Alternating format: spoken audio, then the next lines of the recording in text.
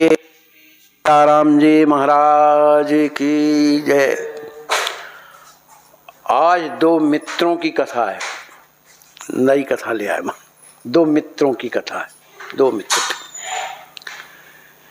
देखो, कहते हैं हर व्यक्ति मृत्यु से डरता है, मृत्यु से डरता है। किसी को कह दे भैया खाते मोटे डांटे सब बने हो, और कोई हस्तरेखा का विशेषज्ञ जो जानने वाला है और उसके जानने और कहने से कई लोग मर गए या कुछ भी हो गया, अगर वो कह देगा भैया तुमको परसों मरना है, उसी दिन से उसकी सब क्रिया समाप्त हो जाएंगी और उसको एक ही चिंता रहती है कि मुझे मरना है। जैसे राजा परीक्षित जी को देखो ना, राजा नहीं लेकिन उस ब्राह्मण ने श्राप दिया कि 7 दिन में तुम्हारा जीवन समाप्त हो जाएगा तक्षक के द्वारा, तो चिंता हुई कि नहीं? तो चिंता निवारण का उपाय क्या किया उन्होंने? भगवान की कथा सुनी। तो कहते हैं डर उन्हीं को लगता है जो भगवान के नाम से, भगवान की लीला कथा से दूर रहते हैं, और जो इनसे जुड़े रहते हैं वो मृत्यु को नहीं डरते। आजा भैया, वो तो जाना है, लेकिन संसारी लोग घबराते रहते। तो ये दो मित्र थे, ये कुरुक्षेत्र में रहते थे। एक ब्राह्मण बालक था, उसका नाम था पुंडरीक, और एक क्षत्रिय बालक था, उसका नाम था अम्बरीश। ये इन दोनों में बड़ी मित्रता थी।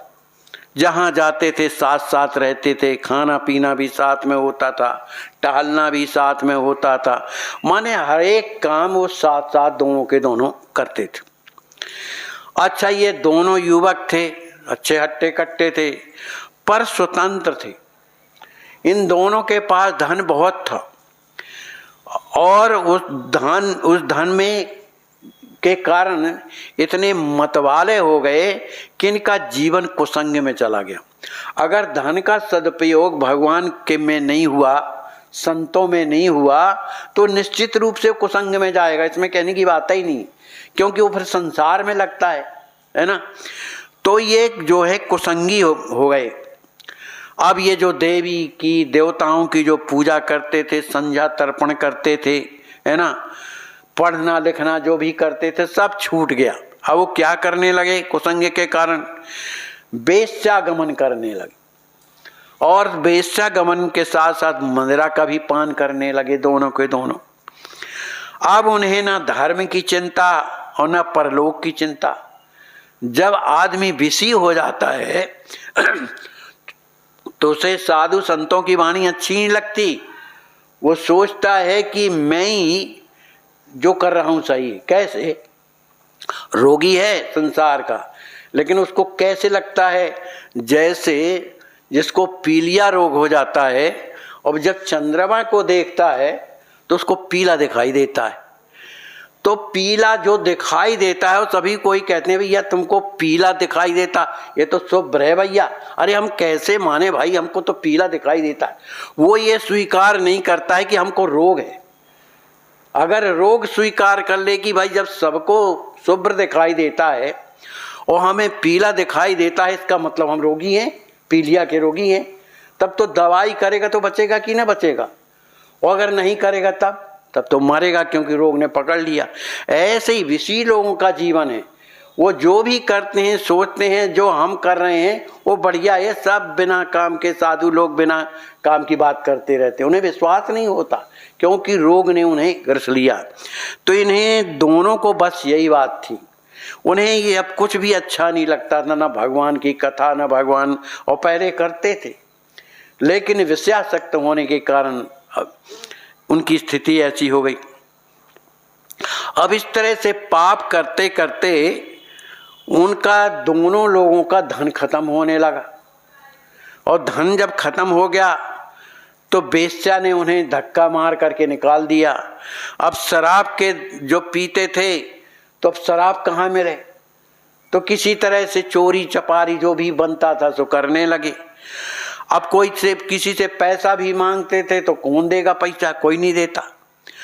अब तो उनके चरित्र जब हीन हो गए, चरित्रहीन हो गए, तो उनके जो मित्र साथ में बने रहते थे जब तक पैसा रहता था तब तक, उन मित्रों ने भी इनका संग छोड़ दिया। अब वो दोनों के दोनों अकेले हो गए, बड़े दुखी होने लगे। अब पैसा नहीं है, भूखे भी मरने लगे, कोई इज्जत भी नहीं करता, तो अब रहें का। उन्होंने गांव छोड़ दिया।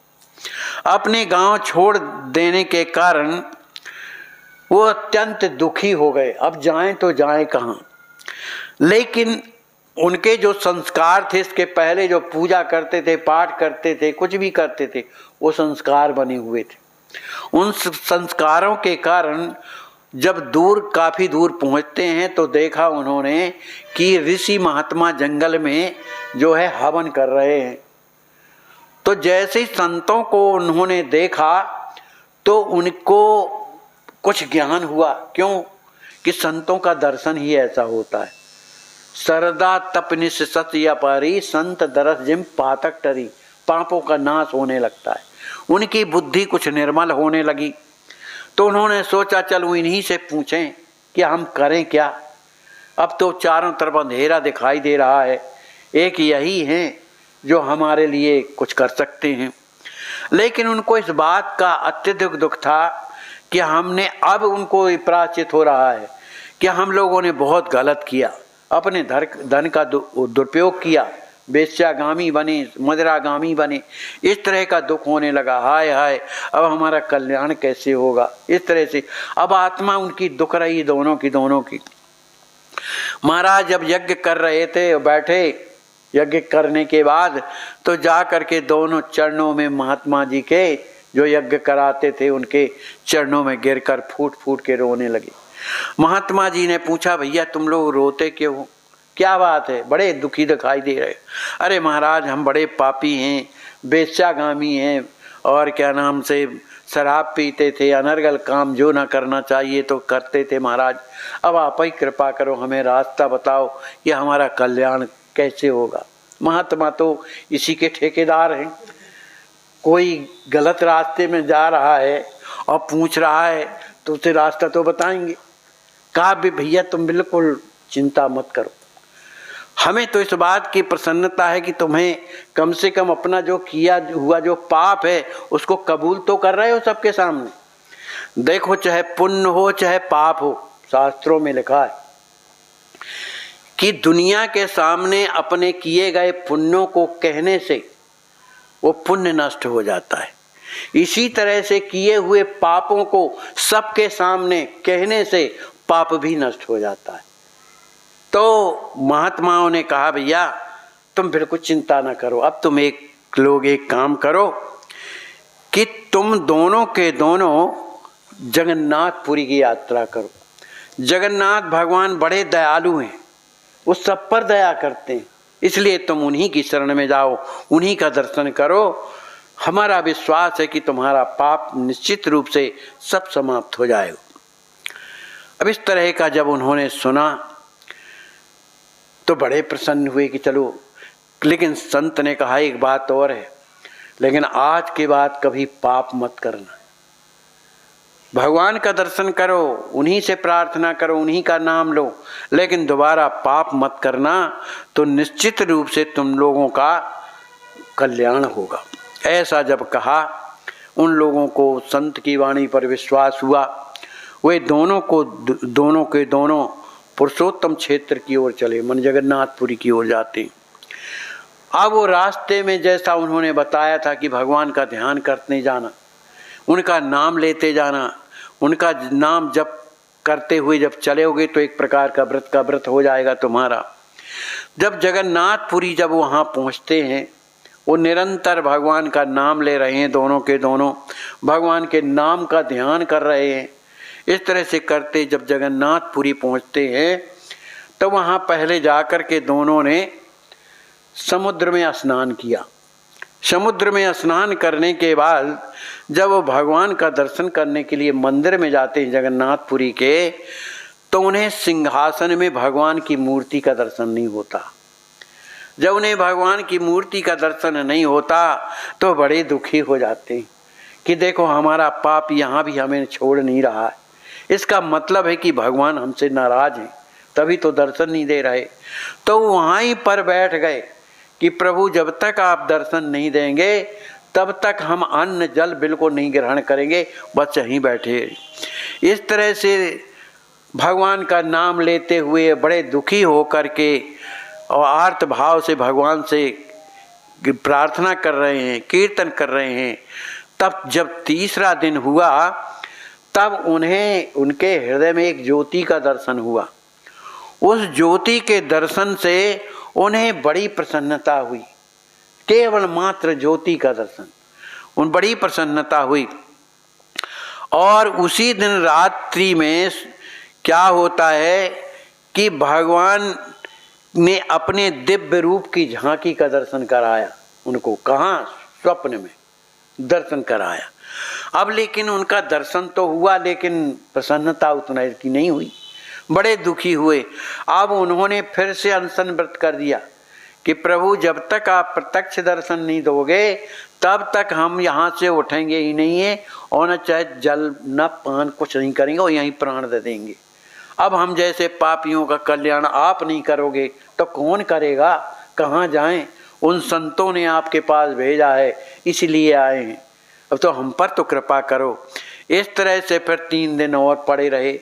जब 3 दिन जब पड़े हुए वहाँ पर कीर्तन कर रहे थे, रो रहे थे, तो उनके जितने पाप थे सब भस्म हो गए। उसी समय पर जब वो कीर्तन कर रहे थे, उसी समय पर क्या होता है, भगवान की एक दिव्य ज्योति निकलती है जो सब जगह प्रकाशित हो रही है। और उसी में साक्षात भगवान जगन्नाथ भगवान अपने भाई और बहन सुभद्रा के सहित प्रकट हो गए और उनका दर्शन किया। तो कहने का मतलब ये है कि कितना भी कैसा भी पापी हो, उस पाप का उद्धार केवल संतों के पास है। लेकिन बात यह है कि उनकी बात पर विश्वास तो हो। तो जो विश्वास मान करके, संत क्या है? सद्गुरु कहलाते हैं, वो हमारे कल्याण के लिए कहते हैं। तो उनकी बात को मान करके हम उन्हीं के बताए हुए रास्ते पर जब चलते हैं तो हमें निश्चित रूप से भगवान की कृपा मिलती है। क्योंकि भगवान उनके ऋणी होते हैं, क्योंकि रात दिन उनका भजन करते हैं। कह भर तो आदित्य प्रभु इस पर कृपा करो, भगवान उनके कारण कृपा करते।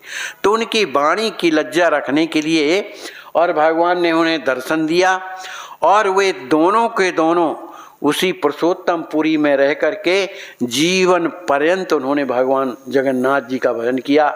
बोलिए श्री सीताराम जी महाराज की जय, सद्गुरुदेव भगवान की जय, सब संत भगवान की जय।